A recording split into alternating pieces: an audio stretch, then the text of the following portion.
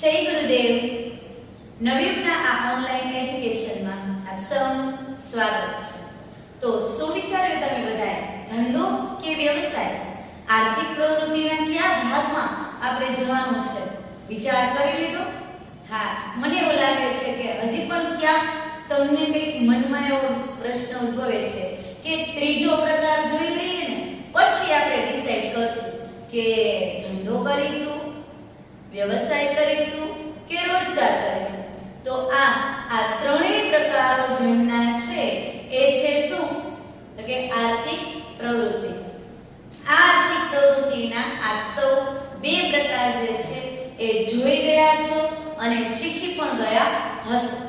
તો હવે આજે આપણે આ આર્થિક પ્રવૃત્તિનો ત્રીજો પ્રકાર એટલે કે રોજગાર તેના વિશે ચર્ચા કરવાના છીએ. ઘણી વખત આપણે એવું જોતા હોઈએ છીએ કે જ્યારે પણ ફેમિલીની એના બધા બાબતો આવતા હોય છે ત્યારે એઝ એ ફિમેલ હંમેશા શું વિચારતા હોય છે કે વર્કિંગ અવર નિશ્ચિત હોય ને કે આટલા જ કલાક કામ કરવાનું પછી ઘરે જઈને ફ્રી, એવી રીતના. તો એ વધુ પડતું રોજગારને પસંદ કરે છે કે આપણે બીજું કોઈ જ ટેન્શન નહીં. વ્યવસાય હોય તો બધું જ આપણે શોધવા જવું પડે, કામ જે છે વગેરે. એના કોઈ કામના કલાકો નિશ્ચિત હોતા નથી. ધંધામાં તો એનાથી પણ આગળ કે તેના પણ કામના કલાક નિશ્ચિત હોતા નથી. પરંતુ રોજગાર એક એવી વસ્તુ છે કે જેમાં કામના કલાકો નિશ્ચિત હોય છે. તો મોસ્ટ ઓફ ફિમેલ પર્સન કે ફિમેલ સાઈડ બધા એવું વિચારે કે રોજગાર પ્રાપ્ત કરી લઈએ ને તો છે ને આપણને કંઈક ઘરે જઈને ટેન્શન નહીં. ઘરે જઈને કંઈક બીજું વર્ક કરવું હોય, જેમના મેરેજ થઈ ગયા હોય એ વ્યક્તિઓ, એ મહિલાઓ જે છે એ એવું વિચારતા હોય કે ભાઈ આપણે બંને ટાઈમ ટેબલ મેનેજ કરી શકીએ તો તે રોજગારને પ્રાધાન્ય આપતી હોય છે. તો હવે એનો અર્થ એવો નથી કે ફક્ત ફિમેલ જે છે એ જ આ તરફ આગળ વધે છે. મેલ પર્સન પણ જેવું વિચારે કે આપણને કોઈક નિશ્ચિત આવક પ્રાપ્ત થવી જ જોઈએ આપણા પરિવાર માટે થઈને કે વગેરે, તો તે લોકો પણ રોજગારને પ્રાધાન્ય આપે છે, એટલે કે નોકરીને પ્રાધાન્ય આપે છે. સાથે સાથે સાઇડ બિઝનેસ બધા કરતા રહેતા હોય છે, પરંતુ એક નિશ્ચિત આવક મહિનાને અંતે પ્રાપ્ત થાય એ માટે થઈને પણ તે રોજગારી એટલે કે નોકરીની પસંદગી કરે છે. તો આ આપણે ત્રણેય પ્રકારમાંથી હવે ત્રીજો પ્રકાર જોઈ રહ્યા છીએ.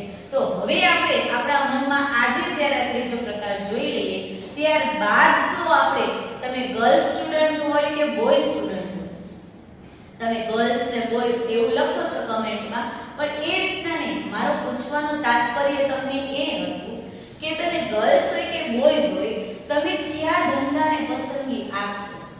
ગર્લ્સને મનમાં કદાચ હજી પણ એવા પ્રશ્નો હશે કે અમે શું બિઝનેસ કરીએ, શું અમે ઇન્ડસ્ટ્રીઝ નાખીશું.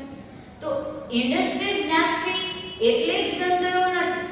તમને કદાચ હજી પણ ધંધા વિશેની માહિતી જે છે એ તમને અસ્પષ્ટ લાગતી હોય લક્ષણો દ્વારા કે હેતુઓ દ્વારા, તો આગળ આપણે હજી ધંધાના પ્રકારો પણ જોવાના છે.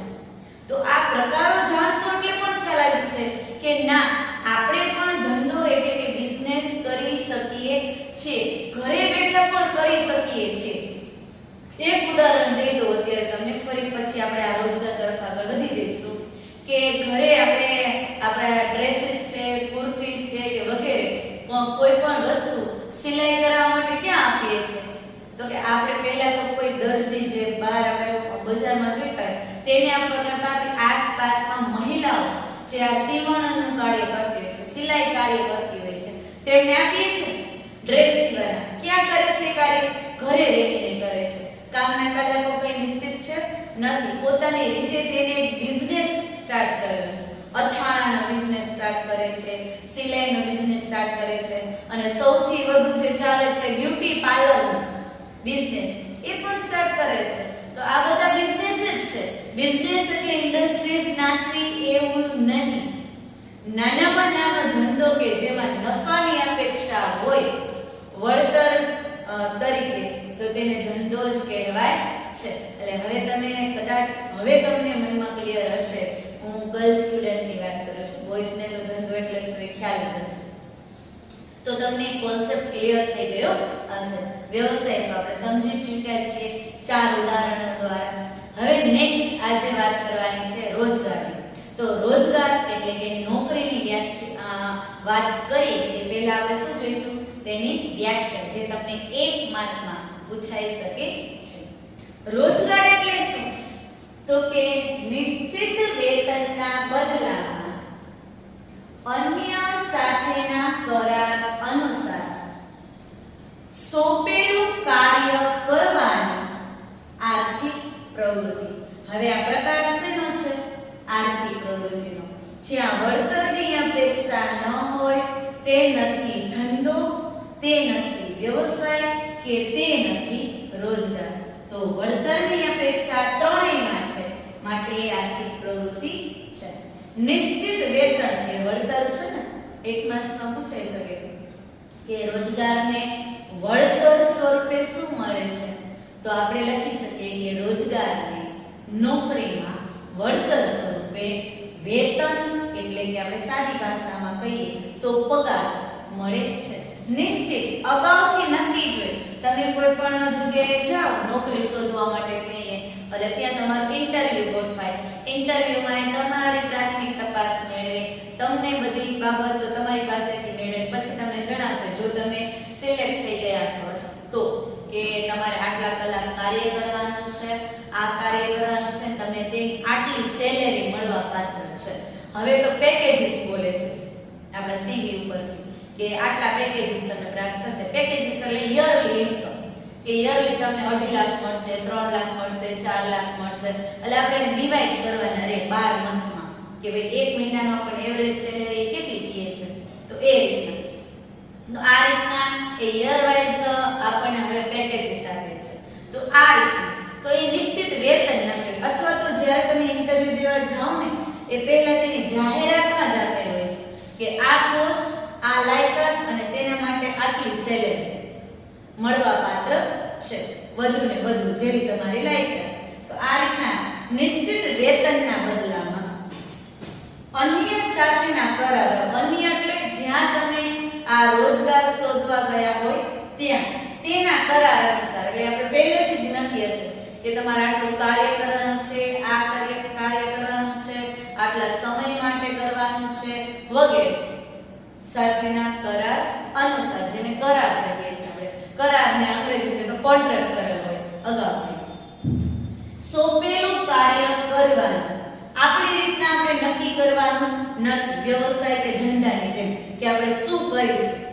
આપણને સોંપે તે કાર્ય કરવાનું આર્થિક પ્રવૃત્તિ એટલે રોજગાર. આમાં તો કઈ કેટલાય ઉદાહરણ છે કે જે આપણે લઈ શકીએ છે. દાખલા તરીકે કારખાનામાં કામ કરતા કર્મચારીઓ, ઓફિસમાં કામ કરતા કર્મચારીઓ, કોઈ પણ ધંધાકીય પેઢીમાં સેલ્સમેન તરીકે કામ કરતા કર્મચારીઓ. એટલે કોઈના તાબા હેઠળ, કોઈ સાથેના કરાર અનુસાર કોઈ પણ સોંપેલું કાર્ય કરે તો તેને રોજગાર કહે છે. એટલે આ ઉપરથી તમને કોન્સેપ્ટ ક્લિયર હશે કે કોઈ કાર્ય સોંપે અને એ કાર્ય આપણે કરીને આપીએ, બદલામાં નિશ્ચિત વેતન મેળવીએ તો તેને રોજગાર કહેવામાં આવે છે.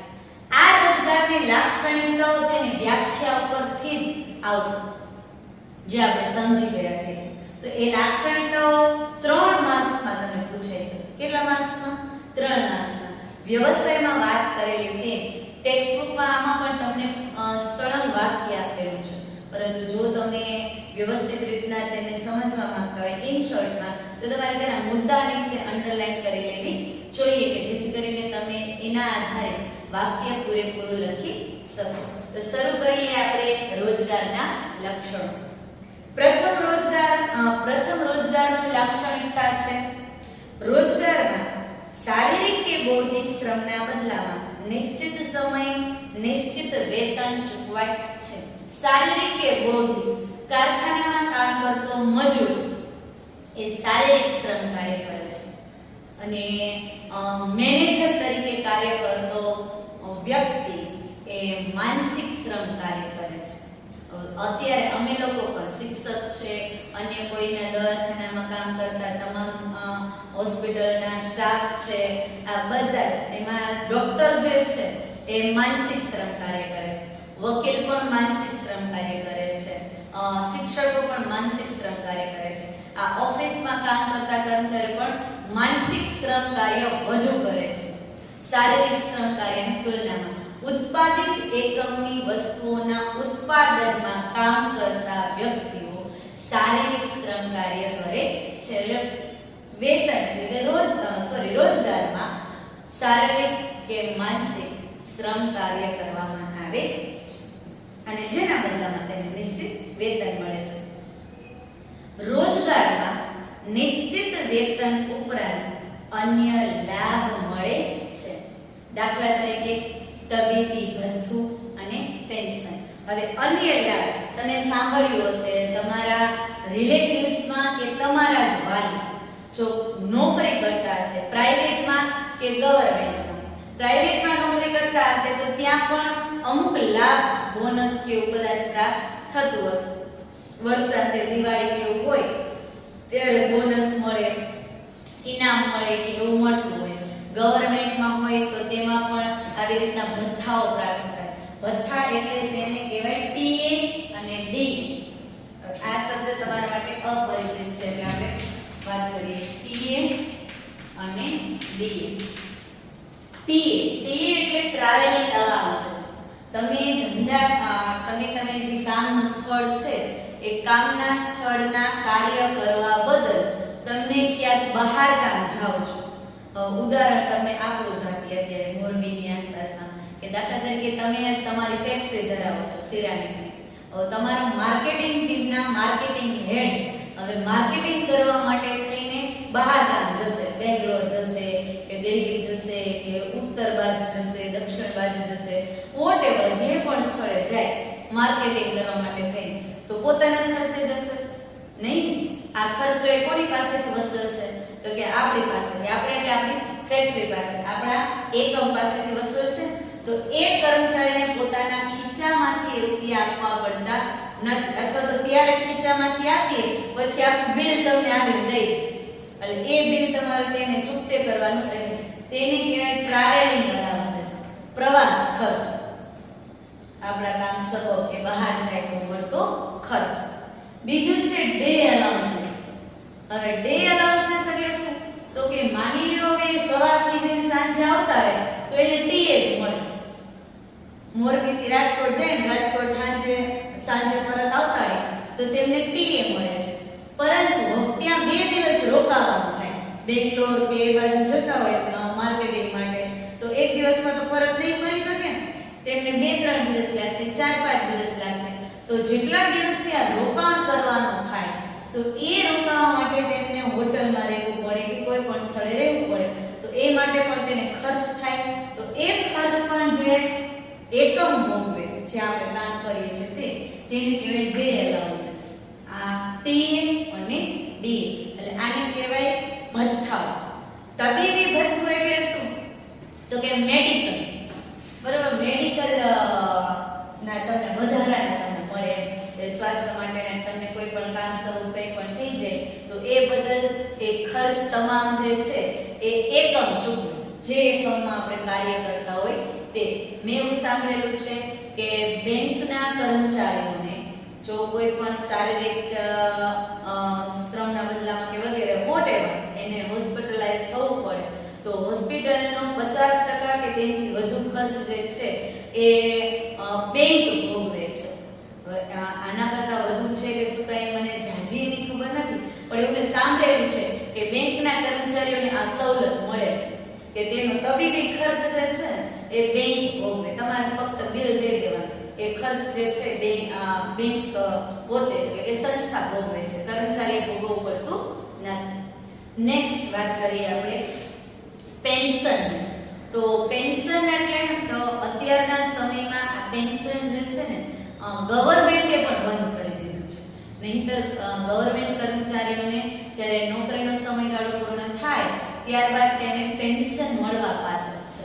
પેન્શન એટલે કે પોતાના પગારના 50% રકમ જે છે તેમને ત્યાર પછી નોકરી ન કરે તો પણ આજીવન જીવે ત્યાં સુધી મળે રકમ પગારના 50%.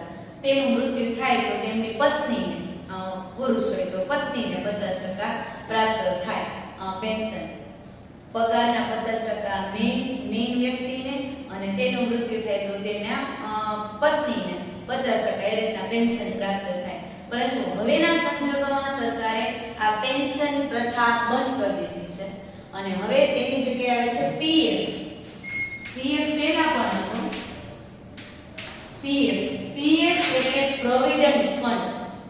તો દર મહિને તમારા પગારમાંથી અમુક ટકા રકમ સરકાર જે છે ગવર્નમેન્ટ હોય તો તે, પ્રાઇવેટ એકમ હોય તો પ્રાઇવેટ એકમે પણ એ રીતના પીએફ કપાવડાવવું પડે છે. હવેના સમયમાં સરકારી બિન સરકારી કર્મચારીઓ માટે પણ સરકારે આ પીએફ ની યોજના કાઢેલી છે કે પીએફ જે છે પોતાના પગારના અમુક ટકા રકમ પીએફ તરીકે જમા કરાવી શકે છે. તો દર મહિને એ અમુક રકમ જમા કરાવે ત્યારબાદ જ્યારે નિવૃત્તિનો સમયગાળો હોય ત્યારે તેને પીએફ ના રૂપિયા વ્યાજ સહિત પરત મળે છે. એટલે આ રીતની વ્યવસ્થાથી ગોઠવેલી છે. તેને કહેવાય પ્રોવિડન્ટ ફંડ. તો આવું તમે સરકારી કે બિન સરકારી બંનેમાં જે નોકરી કરતા હોય તમને આવા લાભ પ્રાપ્ત થાય છે. નેક્સ્ટ વાત કરીએ તો કે રોજગારમાં કરાર અનુસાર રોજગાર આપનારાના તાબામાં રહીને સોંપેલું કાર્ય કરવું પડે છે. કરાર અનુસાર તાબામાં રહી, તાબા એટલે હાથ નીચે, તમને કી એમ જ કરવાનું હોય. આના માટેનું એક સૂત્ર છે, નોકરી કરવી હોય તો boss is always right. Boss is always right. કારણ કે આપણે આપણું મગજ જાજુ બોસ સામે દોડાવાય નહીં. બોસ કહે તો સૂચન અપાય, સલાહ અપાય. વણ માંગીએ સલાહ આપવા જવાય નહીં. કારણ કે બોસને એનાથી કોઈ મોટું થાય એ પસંદ હોતું નથી. તો આ માટે તમે તેના કરાર સાથે જે કામ સોંપ્યું છે એ આપણે પૂર્ણ નિષ્ઠાથી કરવાનું. જે પણ આપણને સોંપેલું હોય તે વધારાનું આપણે કંઈ પણ જે કરવા જઈએ તો જોઈએ એનું આપણને કંઈ બેનિફિટ થતો હોય આપણા પદમાં, આપણા પગારમાં કે વગેરે, તો આપણે કરવું જોઈએ. અન્યથા આપણને સોંપેલું કાર્ય આપણે પૂર્ણ કરવું જોઈએ. એટલે તાબામાં રહીને સોંપેલું કાર્ય કરવાની રોજગારની પ્રથા છે. નેક્સ્ટ તો કે રોજગારમાં રોજગાર મેળવનાર વ્યક્તિ માટેની લાયકાત.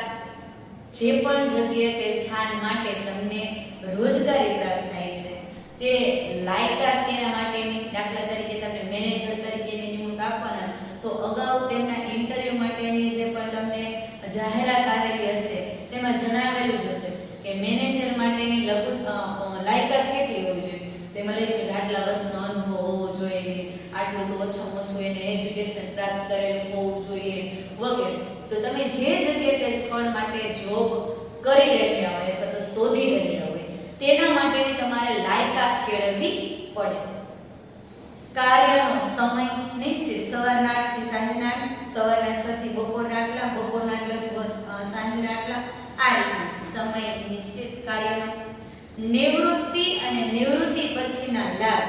ક્યારે તમારે નિવૃત્ત થઈ જવાનું, આ ગવર્નમેન્ટને વધુ લાગુ પડે છે. કારણ કે ખાનગી એકમોમાં નિવૃત્તિ માટેનો સમયગાળો નિશ્ચિત હોતો નથી. અમુક પોસ્ટને બાદ કરતા ખાનગીમાં પણ કંપનીમાં એક પોસ્ટ આવશે મેનેજિંગ ડાયરેક્ટરની ને સંચાલકોની વગેરે, કે જેમાં અમુક સમયગાળા બાદ તેમને નિવૃત્ત કરીને ફરી પાછા તેમને નિયુક્ત કરવામાં આવે ને વગેરે. બાકી કે નિવૃત્તિની વય મર્યાદા ખાનગી એકમોમાં નથી.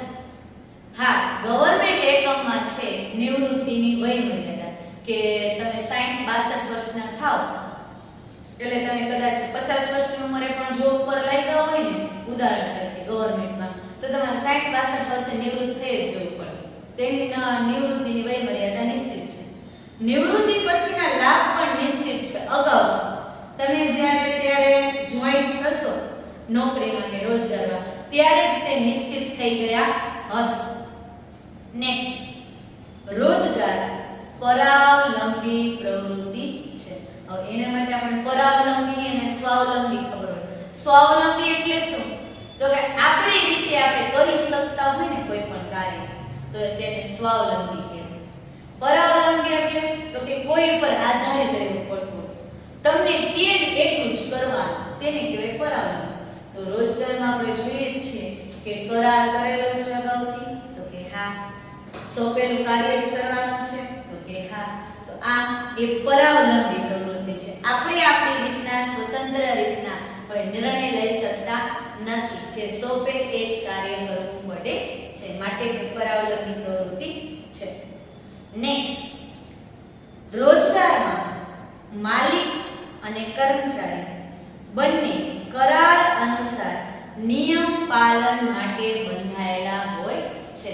માલિક અને કર્મચારી બંને નિયમ પાલન માટે બંધાયેલા. કારણ કે તમે કોઈ પણ જગ્યાએ નિમણૂક પામશો ને એટલે તમને નિમણૂક પત્ર આપશે.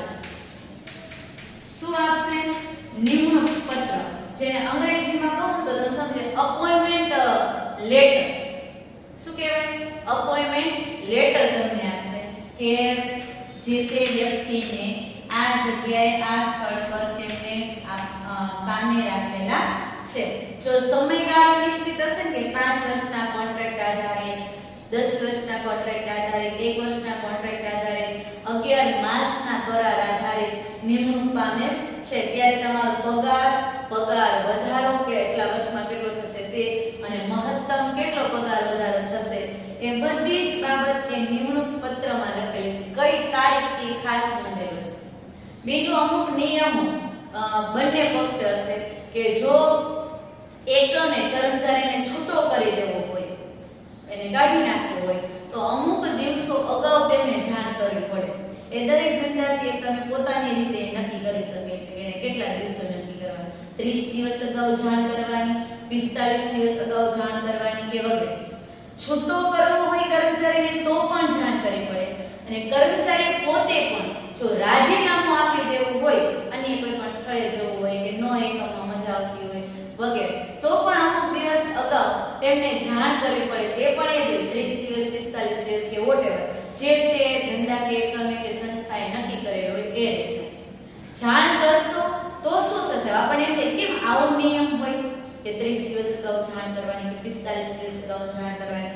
હવે બંને પક્ષે કહી દઉં કે જો કોઈ પેઢી કે સંસ્થા ને 45 દિવસ અગાઉ કોઈ કર્મચારી જાણ કરશે, 30 દિવસ અગાઉ કે અમે 45 દિવસ પછી આ સંસ્થા કે એકમ જે છે એ છોડી દેવાના છીએ વિવિધ કારણોસર, તો તમને એટલા દિવસમાં તે જગ્યાએ બીજા વ્યક્તિની નિમણૂક કરવા માટેની પ્રોસેસ જે છે ને એ કરી શકો.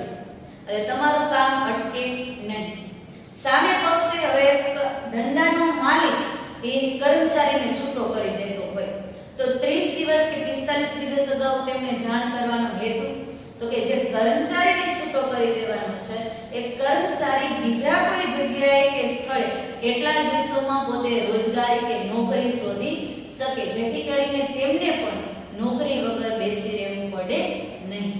આ માટે થઈને આવા નિયમો ઘડવામાં આવેલા હોય છે કે માલિક અને કર્મચારી બંને આ નિયમ પાલન માટે બંધાયેલા હોય છે. નેક્સ્ટ, રોજગારી મેળવનારે કોઈ મૂડી રોકાણ કરવું પડતું નથી. હવે આપણે તો ખ્યાલ જ છે, દાખલા તરીકે આપણે બધાની સિરામિક્સ ઇન્ડસ્ટ્રીઝ હોય તો આપણે જે તે વ્યક્તિઓને નોકરીએ રાખેલા તો શું તેની પાસેથી આપણે આ બધા શેર્સ નાના રૂપિયા લેશું કે ચાલો 1 કરોડનો સેટ ઉભો થયો છે તો આ રોજગાર કરનારને એમાંથી આપવા પડશે? નહીં ને, એ તો આપણે જ ભોગવશે ને. આપણે એટલે ધંધાના માલિક ભોગવશે, સંસ્થાના માલિક ભોગવશે.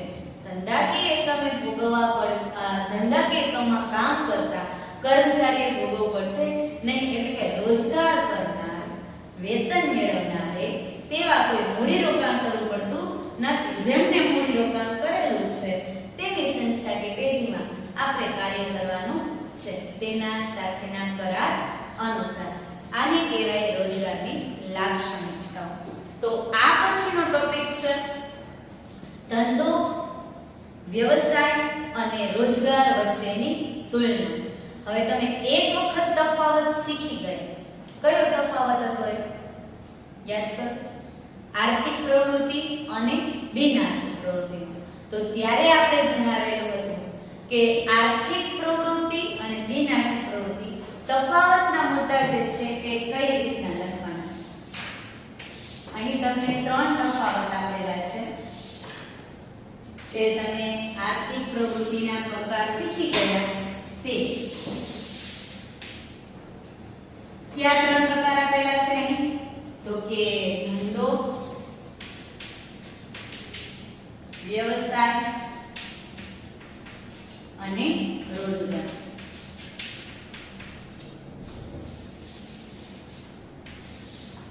આ 3 પ્રકારનો તફાવત તમારે રજૂ કરવાનો છે. તો આગળ આપવાનું શેનો છે? તો કે મુદ્દા તફાવતના. આગળ એકથી આપણે લઈએ તો કે ક્રમ તફાવત. હવે તમને મનમાં પ્રશ્ન થાય કે શું આ બધા જ મુદ્દાનો તફાવત એક સાથે પૂછાઈ શકે? નહીં, એક સાથે પૂછાઈ શકે નહીં. આ તમામ તફાવતના મુદ્દાઓ જે છે એ બે પૂછાઈ શકે. કાં તો ધંધો અને વ્યવસાય વચ્ચેનો તફાવત પૂછાઈ શકે અને કાં તો વ્યવસાય અને રોજગાર વચ્ચેનો તફાવત પૂછાઈ શકે. કાં તો ધંધો અને વ્યવસાય, કાં તો વ્યવસાય અને રોજગાર, અને કાં તો ધંધો અને રોજગાર આ બંને વચ્ચેનો તફાવત પૂછાઈ શકે. સમજાણું? ફરીથી બોલું. તફાવત બે કોઈ મુદ્દા વચ્ચે જ હોય કે તેને રજૂ કરો. ત્રણેય એક સાથે પૂછાય નહીં. તો કયા બે મુદ્દાઓ વચ્ચે? તો કે કાં તો આ બંને વચ્ચે, ધંધો અને વ્યવસાય વચ્ચે, કાં તો વ્યવસાય અને રોજગાર વચ્ચે, અને કાં તો ધંધા અને રોજગાર વચ્ચે. હવે તફાવત લખવાનો કેમ? તો કે જે મુદ્દા હોય એ રીતના. પ્રથમ તફાવત તો કે ત્રણેયની વ્યાખ્યાઓમાં જ હશે. મુદ્દો તો અહીં આપણે લખશું ને અર્થ. હવે આ બાબત ફરજિયાત નથી મુદ્દાઓ જણાવવા, પરંતુ સામસામેનો તફાવત તમે સાચો લખો ને એ જરૂરી છે. ઉદાહરણ તરીકે કહો તો કે ધંધાની વ્યાખ્યા લખી હોય અને વ્યવસાયના તમે ઉદાહરણ લખ્યા હોય તો તફાવત કહેવાય નહીં. સામસામે બાબત સરખી રીતે જ તફાવતમાં આવવી જોઈએ. કે આ જો આપણે ધંધાનો અર્થ કે વ્યાખ્યા લખી હોય તફાવતમાં, તો વ્યવસાયની પણ વ્યાખ્યા જ લખવી જોઈએ. તો આ રીતનો તફાવત જણાવવાનો છે. અને તમે 3 માર્ક્સમાં પૂછાઈ શકે તફાવત. કેટલા માર્ક્સમાં? 3 માર્ક્સમાં. 3 માર્ક્સમાં તફાવત પૂછાય તો તમારા મુદ્દા તો 3 જ જરૂરી છે. 1 માર્કનો સામસામેનો એક તફાવત. આ 1 માર્ક માટે, આ બીજા માર્ક માટે અને ત્રીજા માર્ક માટે, એમ 3. પણ આપણે લખાય 4 મુદ્દા. વાર્ષિક પરીક્ષાની દ્રષ્ટિએ પણ એમ જ કહું છું કે લખાય આપણે કેટલા? 4 મુદ્દા. કારણ 3 માંથી જો કોઈ એક સામસામેનો મુદ્દો ખોટો હોય તો તમે ચોથો મુદ્દો સાચો લખેલો હશે તો તમને તેનો માર્ક મળી જશે. તમારા માર્ક્સ કટ થશે નહીં.